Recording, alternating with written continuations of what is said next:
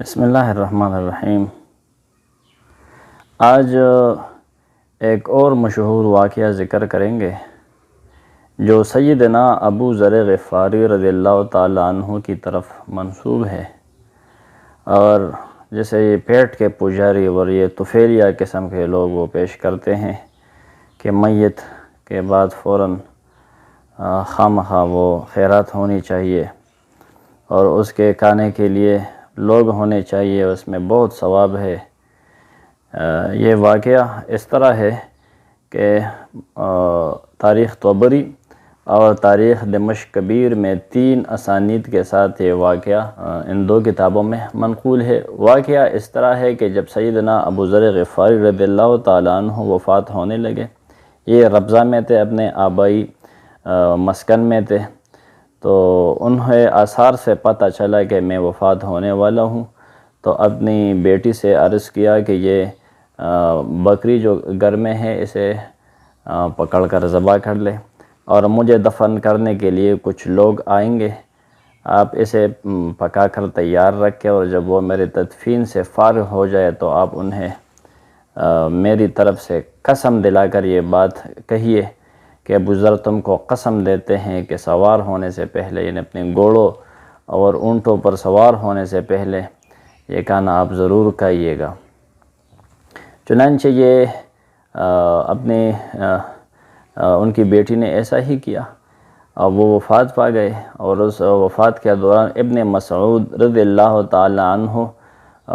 14 لگ بھگ سواروں کے ساتھ وہ آئے، اور اسی دوران ان کی وفات ہو گئی تھی،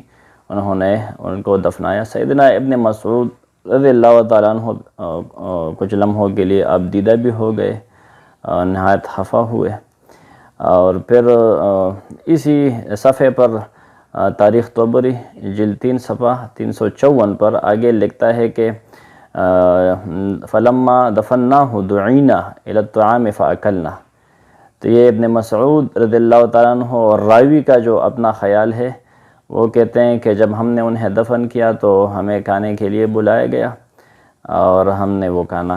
تناول فرمایا۔ یہ روایت ان 2 کتابوں میں، تاریخ طبری جلد 3 صفحہ 354 واقعات 32 ہجری، اور اسی طرح تاریخ مدینہ دمشق جلد 66 اور صفحہ 217 اور 218، اس میں منقول ہے۔ 3 اسانید ہے اس واقعہ کی۔ 2 اسانید تو ایسے ہیں جو کہ تاریخ طبری اور تاریخ مدینہ دمشق میں وہ مشترک ہیں، بالکل سیم ٹو سیم ہے، اور ایک ایسی سند ہے جو صرف تاریخ مدینہ دمشق انہوں نے اس سند سے روایت لی ہے، کچھ حصہ ان کا الگ ہے، اور باقی حصہ جو ہے اس سند کا وہ وہی ہے جو تاریخ طبری میں اور تاریخ مدینہ دمشق میں 2 اور مقامات پر منقول ہے۔ تو اس سند کی حالت کیا ہے؟ اس سند میں 2 بڑی کمزوریاں ہیں، 2 ایسی سخت وجوہات ہیں جس کی بنا پر اس واقعہ کی اور اس روایت کی کوئی حیثیت ہی نہیں رہتی۔ پہلی وجہ اس میں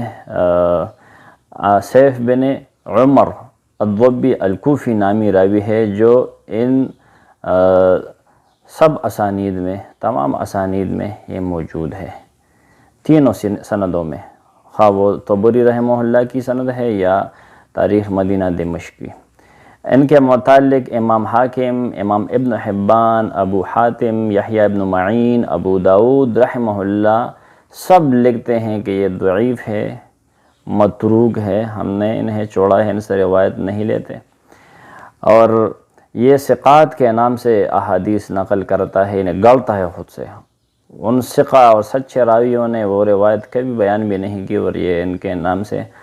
نام سے یہ روایت نقل کرتا ہے، یہ وضاع ہے، احادیث گڑتا ہے، اور اتہم بالزندقہ، یہ زندیق ہونے سے یہ بدنام ہے، زندیق ہو گئے تھے، بعض تاریخ دان ان کے متعلق یہی کہتے ہیں۔ تو یہ اس طرح کے راوی جب اس حدیث کی سند و روایت کی سند میں آ گئے تو اس کی کوئی حیثیت نہیں رہتی۔ دوسری سب سے بڑی خرابی جو اس سند میں موجود ہے وہ اس روایت اور واقعے کی تیسری سند جو تاریخ مدینہ دمشق میں جو آدھا حصہ انہوں نے اپنی طرف سے اپنی روایت سے نقل کیا ہے، درج کیا ہے شروع میں، تو اس میں یہی سیف بن عمر کے ساتھ ساتھ دوسرے راوی شعیب بن ابراہیم بھی موجود ہے، جو علامہ ابن عدی کے مطابق یہ مجہول ہے۔ کچھ حدیث روایات ان سے نقل ہے لیکن ان کے باوجود یہ مجہول ہے۔ قلیل الروایت ہونے کے ساتھ ساتھ سابقہ نیک لوگوں سلف پر یہ جھوٹ بھی بناتا ہے، اور ان روایات میں جھوٹ بھی بنایا گیا ہے، اور بڑی جسارت کے ساتھ انہوں نے ایسی چیزیں نقل کی ہے، ان کے نام پر باندھی ہے اور منسوب کیے ہیں جو ان سلف نے، ان لوگوں نے اور بزرگان سے نقل نہیں تھی۔ تو یہ دو ایسے کمزور راوی اس واقعے میں موجود ہیں جس سے اس کی کوئی حیثیت نہیں رہتی۔ حالانکہ اس سلسلے میں صحیح حدیث منقول ہے، جب سیدنا جعفر طیار رضی اللہ عنہ شہید ہوئے تو رسول اللہ صلی اللہ علیہ وسلم ان کے گھر تشریف لائے اور ان کے اہل و عیال کے ساتھ وہ تعزیت کی۔ ان کے چچیرے تھے، چچا زاد بھائی تھے، پھر باہر آ کر حکم دیا اسنعوا لآل جعفر، آل جعفر کے لیے، جعفر کی اولاد کے لیے، اہل و عیال کے لیے کھانا تیار کرے، کیونکہ ان پر ایسی آفت آئی ہے کہ انہوں نے ان کو کھانے سے اور دوسری ضروریات سے مشغول کیا ہے، انہیں کھانا تناول کرنا یاد بھی نہیں۔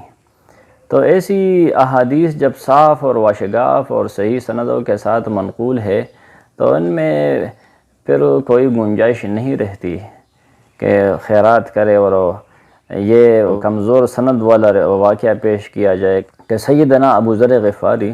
رضی اللہ تعالیٰ عنہ نے اپنی لاش دفنانے والوں کے لیے کھانے کا پروگرام کیا اور کھانے کا انتظام کیا، تو اس کی پھر کوئی گنجائش نہیں رہتی۔ وما علینا الا البلاغ۔